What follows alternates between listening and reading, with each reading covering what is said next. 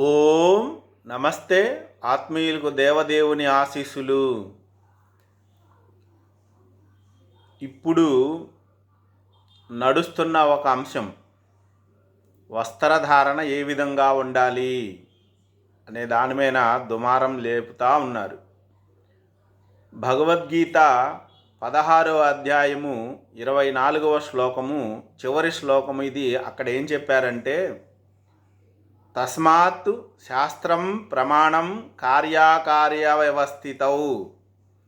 ఈ పని చెయ్యాలి, ఈ పని చెయ్యకూడదు అని నిర్ణయించి ముందుకు పోవడానికి శాస్త్రమును ప్రమాణంగా తీసుకోండి అని చెప్పారు.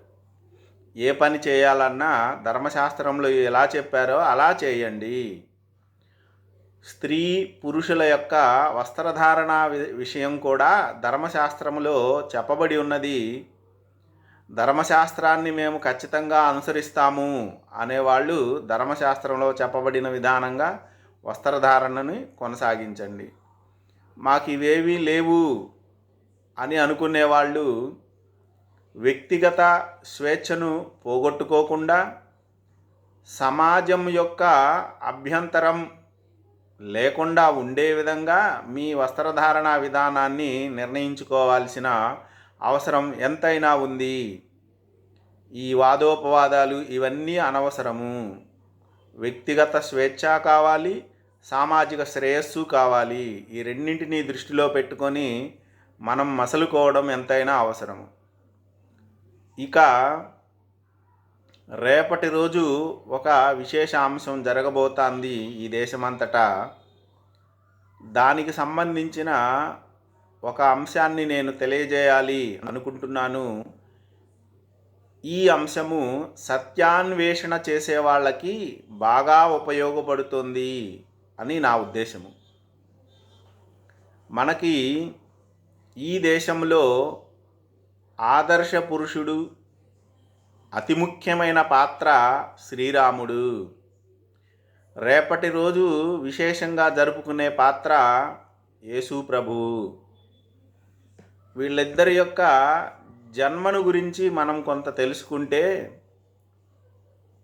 సరైన ప్రమాణంతో ఏ పాత్ర మనకి చెప్పబడింది అన్న విషయం తేటతెల్లంగా తెలుస్తుంది.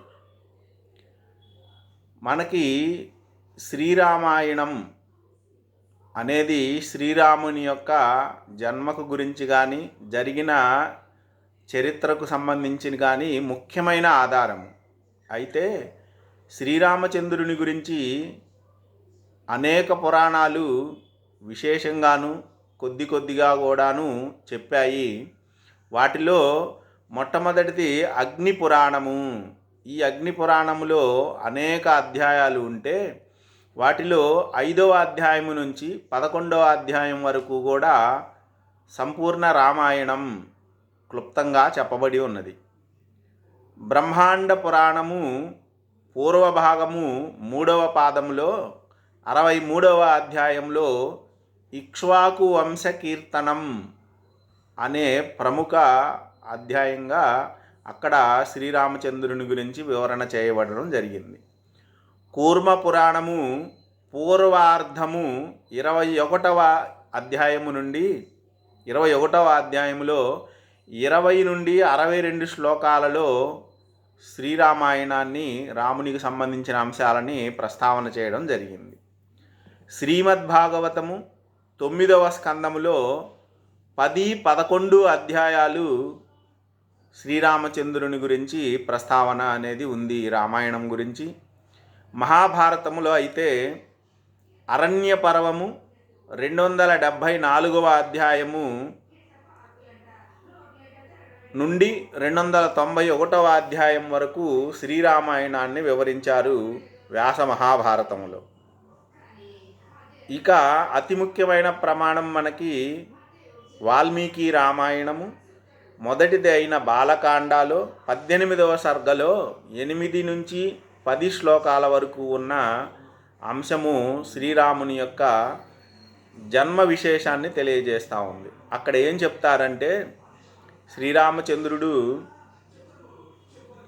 పునర్వసు నక్షత్రయుక్త కర్కాటక లగ్నంలో జన్మించాడు. ప్రధానంగా 5 గ్రహాలు వారి ఉచ్చస్థానాలలో ఉండగా అని చెప్పబడి ఉంది. ఈ విషయాన్ని ధృవీకరిస్తూ జ్యోతిష్య గ్రంథాలు లెక్కలు వేశారు. శ్రీరాముని యొక్క జన్మ విశేషం జరిగిన ఇన్ని సంవత్సరాలు అవుతుంది అని జ్యోతిష్య శాస్త్రవేత్తలు మనకి విశదం చేశారు.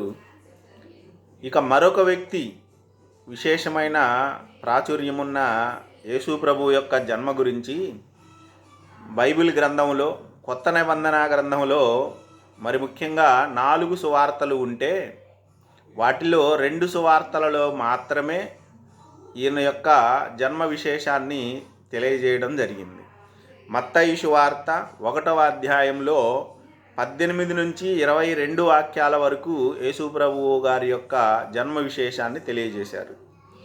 లూకాసు వార్తలో 1వ అధ్యాయము 26 వచనాల నుండి 80 వచనాల వరకు ఈ జన్మ విశేషం అనేది చెప్పబడి ఉంది.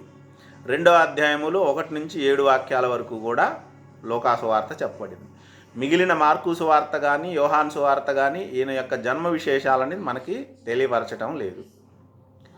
కొత్త నిబంధన గ్రంథం అనేది యేసు ప్రభువు గారి యొక్క శిష్యుల చేత రాయబడి ఉన్నప్పుడు శిష్యులు అందరూ కూడా సమకాలీనులే అయినప్పుడు 4 సువార్తలలో యేసు ప్రభువు గారి యొక్క జన్మ విశేషం ఎందుకు చెప్పబడలేదు అనేది ఒక సందేహం. తదుపరి క్రీస్తు పూర్వము 7వ శతాబ్దం నుండే గ్రీకు దేశాలలో క్యాలెండరు అనేది అమలులో ఉండింది.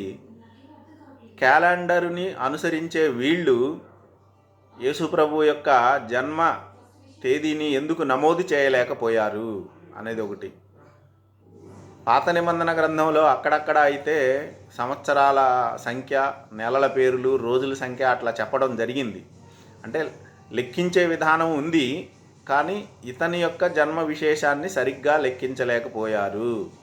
ఈ డిసెంబర్ 25 యేసు ప్రభు జన్మదినం అనేది క్రైస్తవ మత పెద్దలు ఏదో ఒక విధానాన్ని అనుసరించి నిర్ణయించిన తేదీయే కానీ ఖచ్చితమైన తేదీ కాదు అని మనకి అర్థమవుతూ ఉంది. శ్రీరాముని యొక్క జన్మ విశేషాన్ని వాల్మీకి మహర్షి ఖచ్చితంగా తెలియజేశాడు. పునర్వసు నక్షత్రయుక్త కర్కాటక లగ్నం శ్రీరామ జననం అని. ఆ వెనుకనే శ్లోకములో చెప్తారు 5 గ్రహాలు ఉచ్చస్థానంలో ఉండగా అని చెప్పారు. ఈ విధంగా మనము ప్రధానమైన 2 పాత్రలను, ఏ పాత్రతో మనకి విశేష అనుబంధం ఉంది అనే ఒక అంశము, ఆ తరువాత ఏ పాత్రకు సంబంధించి సరైన ప్రమాణాలు ఉన్నాయి అన్న అంశాలని మనం ఖచ్చితంగా తెలుసుకొని తీరాలి. ఈ విధంగా భారతీయులైన మనం అందరం కూడా సత్యాన్వేషణ